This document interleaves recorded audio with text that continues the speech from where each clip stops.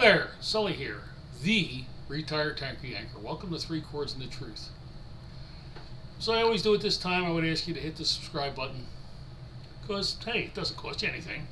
Really, that's the truth, and it helps me. Also, dropping a like and a comment wouldn't hurt, and neither would sharing this video.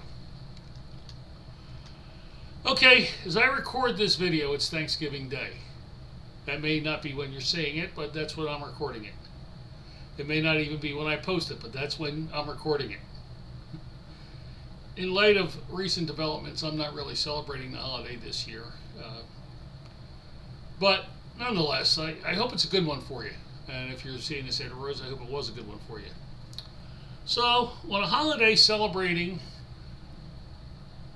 what we've been giving and what we have to be thankful for, and we celebrate by feasting, I decided to touch on a, slightly different subject. Cannibalism.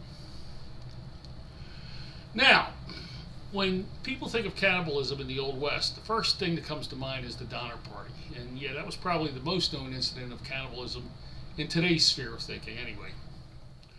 But as anyone knows, or should know, cannibalism wasn't exactly uncommon. Many, the immigrant, told tales of being stranded in the snow, their provisions exhausted, and turning to eating the carcasses of their dearly departed. And in some instances, it also involved murder.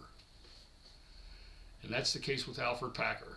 And Alferd is in fact the correct spelling of his name, despite Wikipedia spelling it Alfred.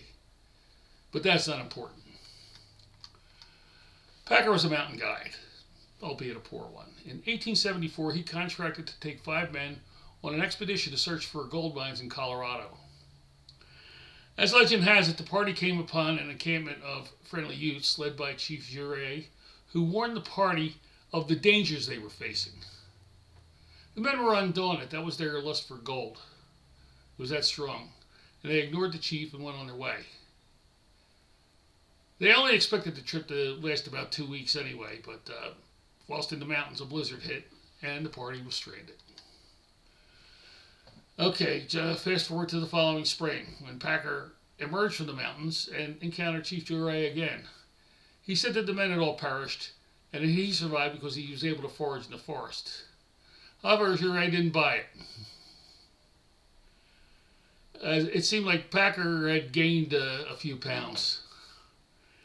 And right away the chief was putting 2 and 2 together, and he decided to alert the authorities in Hinsdale County. And after being accused of something like murder and cannibalism, Packer decided to take it on the lam. And he stayed at large under various aliases, mostly in Wyoming, until 1883, when he was recognized by a man named Jean Frenchy Cabazon. Packer was taken into custody and returned to Hinsdale County to stand trial. He admitted to the cannibalism, but not to killing his comrades.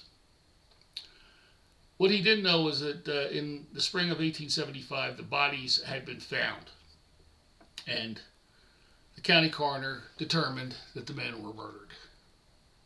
So Packer stood trial and was convicted of murder. His sentence was actually a pretty easy one. He only got 40 years in prison. But this is where politics comes in. Colorado was admitted to the Union in 1876, and its citizens were very much supporters of the Republican Party. However, the judge who tried Packer, M.B. Gary, was a Democrat, and it seems that the members of Packer's party were also Democrats.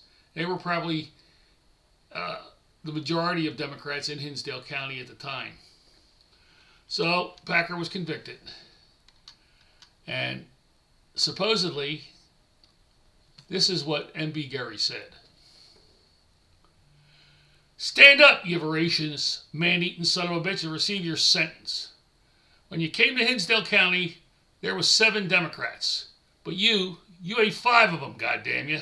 I sentence you to be hanged by the neck until you're dead, dead, dead, as a warning, again reducing the Democratic population of this county. Packer, you're a Republican cannibal. I would sentence you to hell, but the statutes forbid it." Now, in his official verdict, which was recorded for the court to be submitted to the records. He said that Alferd Packer, the judgment of this court is that you be removed from hence to the jail of Hinsdale County and there confined until the 19th day of May, 1883, and on that 19th day of May, 1883, you be taken from thence by the sheriff of Hinsdale County to a place of execution prepared for this purpose. At some point within the corporate limits of the town of Lake City in the said county of Hinsdale, and between the hours of 10 a.m. and 3 p.m. of said day, you, then and there, by said sheriff, be hung by the neck until you are dead, dead, dead, and may God have mercy upon your soul. Now, of course, Packer wasn't hanged. He was sentenced on appeal to 40 years in jail. But this is where it gets weird, because 18 years after going to jail, his conviction was overturned on a technicality. It seems that the crime was committed before Colorado became a state. But Packer was tried under state law in a state court. So his conviction was overturned, and in 1901, Packer was a free man. That's the story in a nutshell. As for the song, it was written by Phil Ochs, but never included in any of his albums until a few years after his passing, when Broadside Records found some of his old recordings and released them, and this was one of them. And that's a song I'm going to do for you now, The Ballad of Alferd Packer.